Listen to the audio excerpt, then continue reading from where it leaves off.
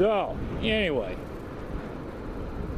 I was watching JoseKLR's video yesterday, and he went up, I don't know, it wasn't very far from his house or something, and he went up this walkway, and then he came back down, and I'm watching everything in the video, and they've got some paramilitary. And here comes one of the paramilitary guys walking up the street. And I could have swore he was carrying an assault weapon, an assault rifle. Which is pretty damn common. Because when I was stationed down in Panama, I did make a trip to El Salvador.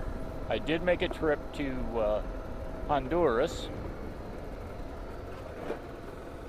And that's like the normal down there, that they carry assault weapons.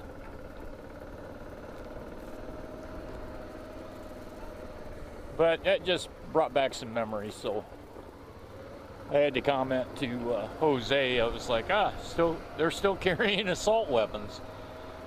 And I think what he said today was it was a shotgun, but yeah, whatever. It just brought back some memories.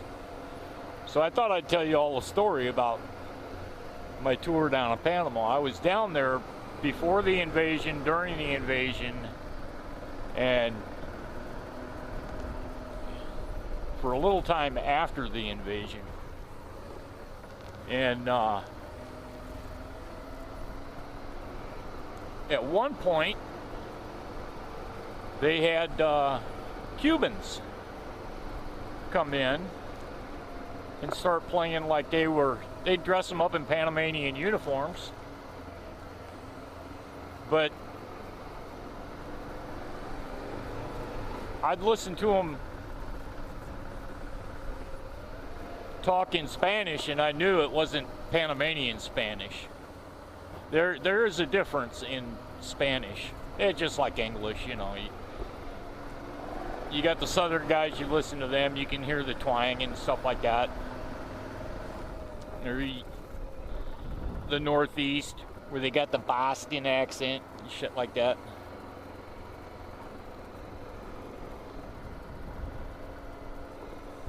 So we had this area that we had to joint patrol with the Panamanians. And they snuck.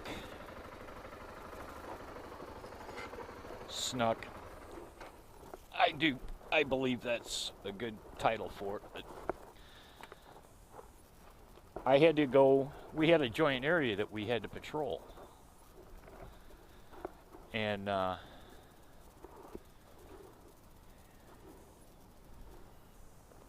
it's up.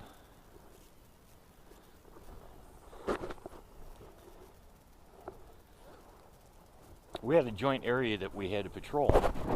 So when our patrol units would go over,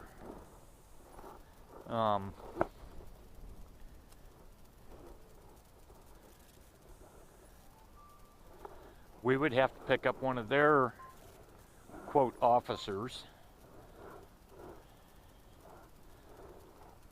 But they weren't really police, they were paramilitary.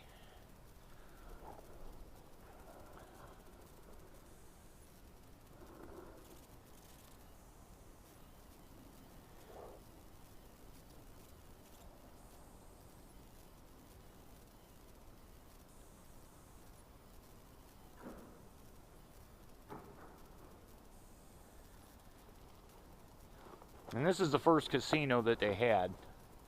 It is now sold for scrap. They're going to haul it out. They're going to put up another casino somewhere over here. But this is going to go away. It's going to be scrapped. But when this first came out, they had to gamble, and this thing actually had to get underway for a couple hours every day in order for them to gamble on it.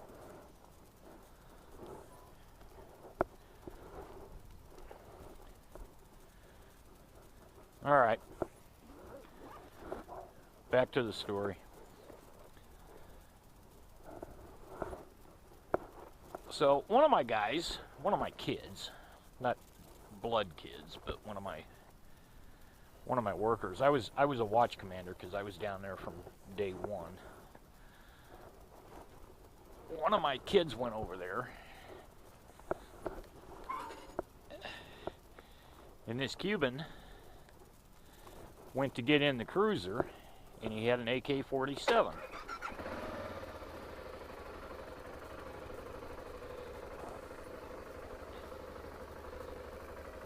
And this kid I had patrolling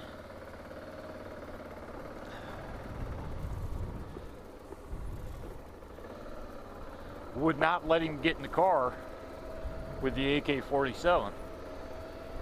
So he got out of the cruiser, went to the back, popped open the trunk, and told this Cuban he wasn't getting in the car unless he put his AK-47 in the trunk. This story was relayed to me shortly thereafter. So he put it in the trunk. And my kid slammed the trunk, let him get in, they did their patrol.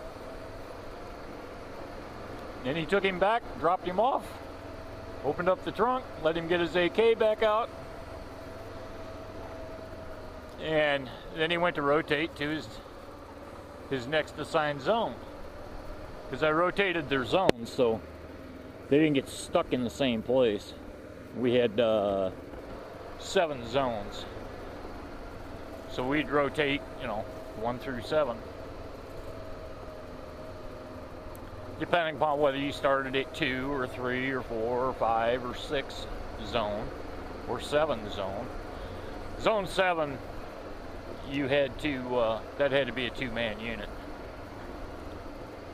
But anyway, he rotates back to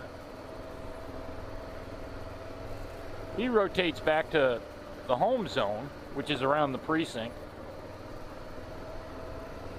And I'm out on the road and I'm checking on everybody. I'd go from zone to zone, pull up, and we'd pull up, and then we'd sit and talk, keep each other awake.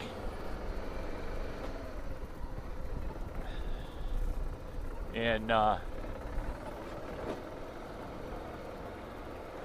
so this kid proceeds to tell me about this, and I'm like, what? Yeah, you tried to get in the car with an AK-47. I'm like, okay, this is new, because normally they patrolled with us, they carry a pistol and that's it. Actually, they carried revolvers, and we carried 45s.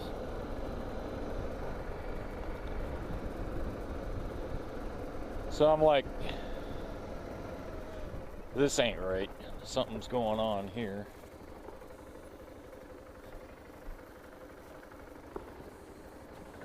So I didn't call anybody that night, but I took over the patrol with them. I took over that zone. I was like, nobody else is going over there, but if somebody calls and I need to go as watch commander, I need to go, you send another unit over here to take my spot.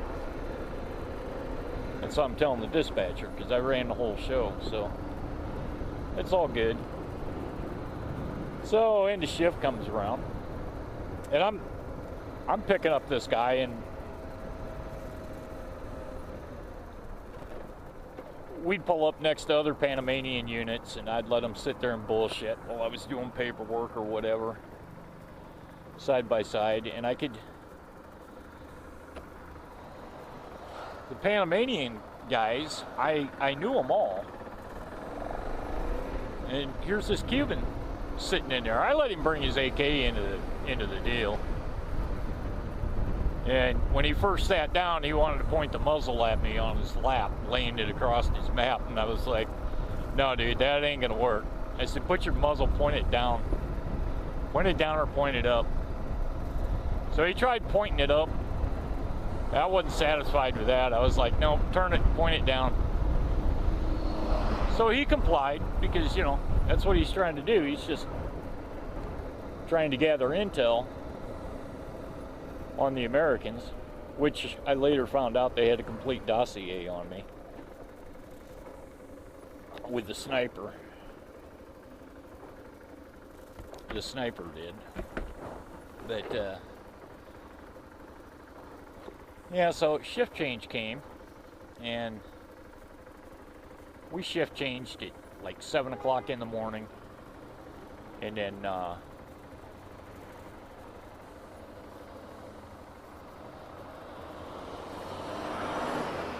my bosses didn't show up till like 8 o'clock. So I stuck around till 8 o'clock, and I said, "Hey, Chief Mac, what can I do for you there, Boats?" I said, well, let's go have a talk. And I said, "You may want the security officer in here on this." "Well, I'll be the judge of that." So I'm like, all right, fine. So I go in there, and you know, he's sitting at his desk, and I sit across from him, and so I tell him this story, and I tell him my suspicions. I'm like, these guys aren't speaking the same Spanish. And they had beards. The two that I rode with both had beards. You know, like the Fidel Castro beard? Exactly. So I got about that far, and maybe he had intelligence on it or something, I don't know. He said, "Stop right there." So he went and got the security officer. Well, I should say, he went and told the security officer, and then the next thing I know, we're going into the security officer's office. "Now tell him what you told me." I'm like, okay. So I go through the whole 9 yards. "Okay, Boats, thanks a lot. You'll be running that. You'll be running that district, that zone, from here on out until I give you otherwise." I'm like, okay, whatever.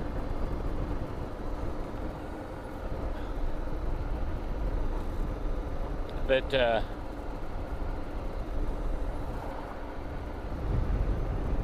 that was quite the experience, and I still feel sorry to this day for that kid that had to deal with him the first time.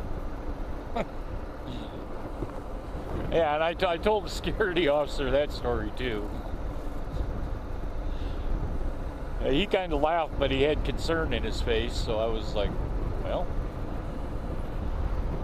Said there wasn't anything that I felt like I needed to wake you guys up for, so I just waited till you came in.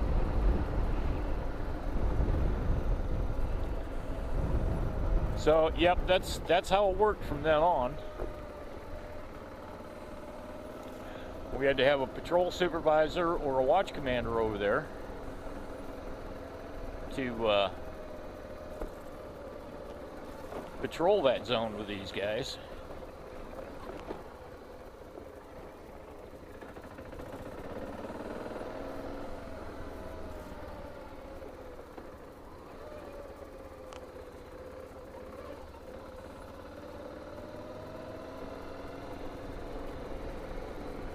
Yeah, I wanted to share that one with Jose.